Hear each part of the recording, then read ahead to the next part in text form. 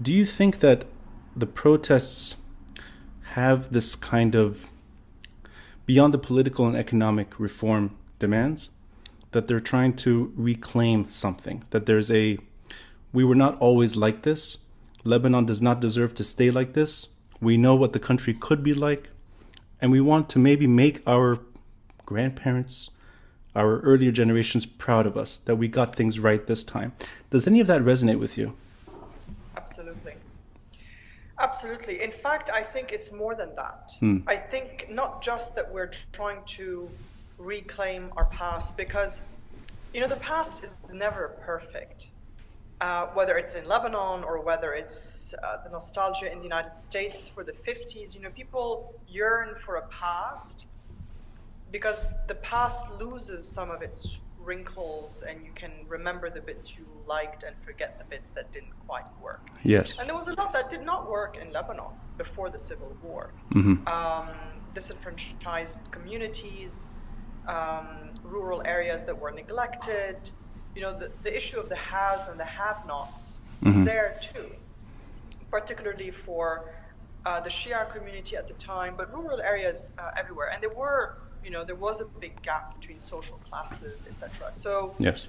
And sectarianism was there in the system already, but then it erupted into the violence of the Civil War. And the Civil War was not just about religious groups fighting each other. We all know that all sorts of players were involved.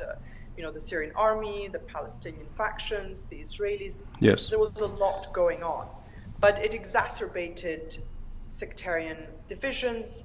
And it's also important to remember that it wasn't a Muslim versus Christian war solely. It was Christian against Christian. It was Muslim against Muslim. It was everything. Yes. The reason why I say all that is because I think it's important to recognize that the past was not perfect, but that it worked better than what we have today. And that what I think the youth is trying to do is not just reclaim that past, but forge an even better future. Yes. Because what has really struck me in these protests is the unity between the regions. The kind of unity you did not have before 1975. Yeah.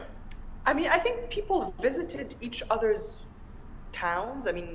But how often did people in Nabatieh call out to the people of Tripoli? And that's, for those who don't know Lebanon, Nabatieh is in southern Lebanon, dominantly Shia. Tripoli is in northern Lebanon, dominantly Sunni.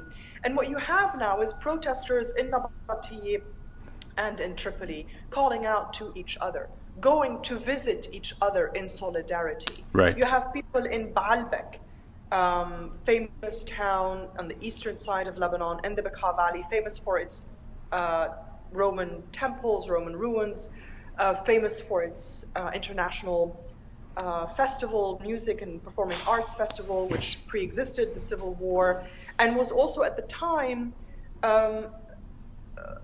sort of a jarring moment sometimes for the locals. You had the elites descending onto Baalbek, a somewhat poor city, to watch, Ella Fitzgerald or Nureyev, etc. And those disconnects between the haves and the have-nots and the region was very much present. And today in Baalbek, during the protests, you have people saying, calling out to Nabatieh, to Tripoli, to Beirut, and then also to other parts of the region. So I think that what the youth are trying to do is recapture the future. Yeah. They want to forge a different path forward that is not determined by their parents' mistakes, whether it's the remnants of the Civil War, the sectarianism that was entrenched in the system, or the corruption that succeeded the Civil War and became the reason why we are where we are today.